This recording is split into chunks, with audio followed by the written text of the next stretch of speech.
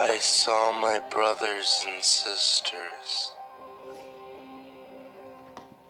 my friends and compatriots, the people that I had loved and had known all my existence, die. Or worse,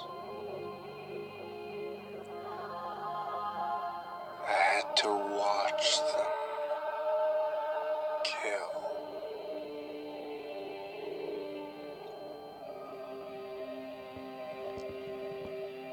This terrible war was nothing more than a feud over differences.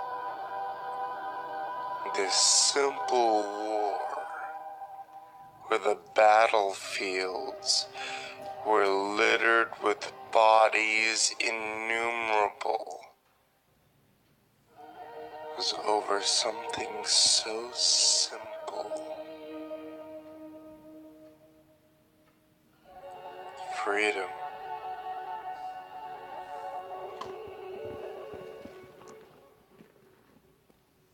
Freedom.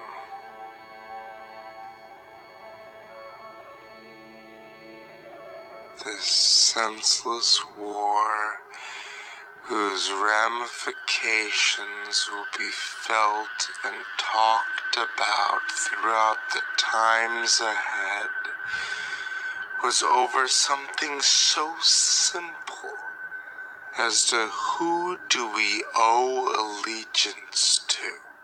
Do we owe to filthy mongrels that toll in the dirt, or to ourselves and our right to do what we deem is best?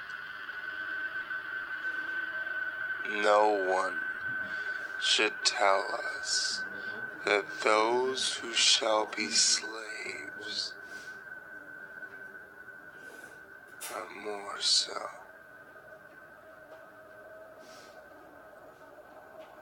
Those sorts of laws should not govern us. We should govern us. And so, over this simple idea, the war began. We stood up. With the voice of one, we roared as legion, as to shake the very foundations of the heavens. We picked up our weapons and fought for what we believed in. We perforated the bodies of our brethren who were now our enemies with heavy and tear-laden hearts that we could see in each other's eyes. Brothers against brother, blood against blood. The tears of sorrow and disappointment at what we had to do, though no one should stand in the way of what is right. It does not make the price told any less expensive. The battlefields rained with the crimson of our ferocity, the clanging screams of brothers screaming for freedom, while others screamed for loyalty, making deafening sounds rivaling that of thunderstorms. I remember meeting my brother on the battlefield. So many words of love and loss on both our dry and tired lips as we attempted to kill one another. Face to face, blow against blow, each one making a sweep. And though we fought viciously,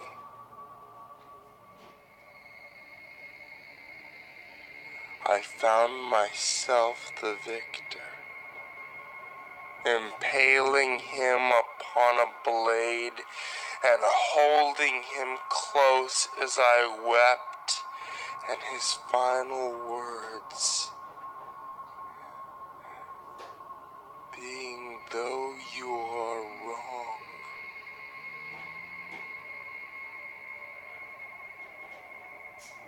I forgive you." And I wondered, would I have said the same thing had it been my chest that was leaking vital fluid upon the battlefield?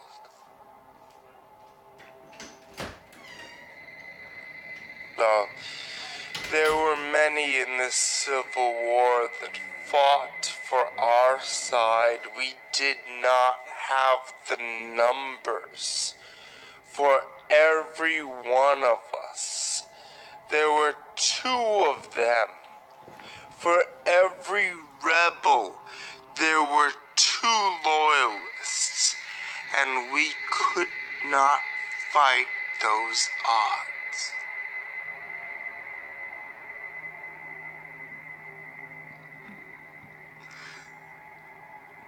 I lost hope.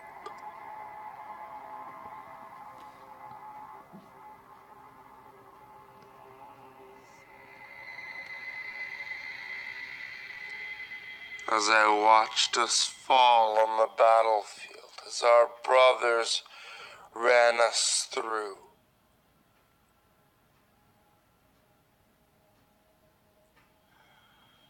My last memory of the war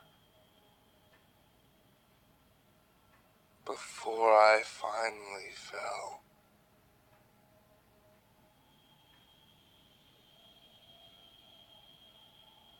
was hearing our leader.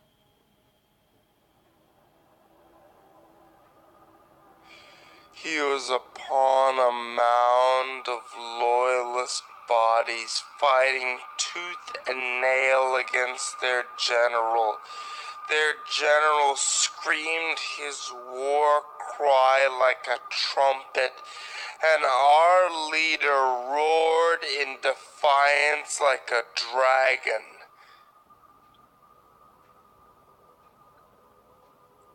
Until finally, he too fell. Now,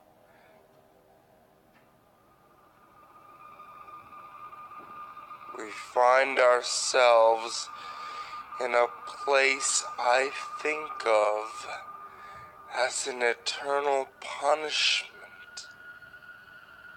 for doing what I had thought was right. I found myself languishing in a hell for killing my own brothers for our differing beliefs.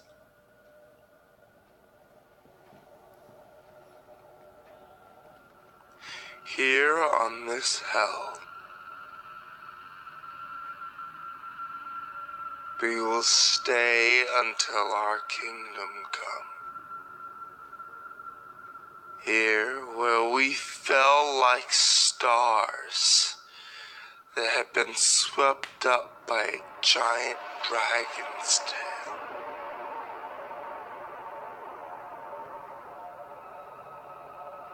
Here where we fell like lightning from heaven.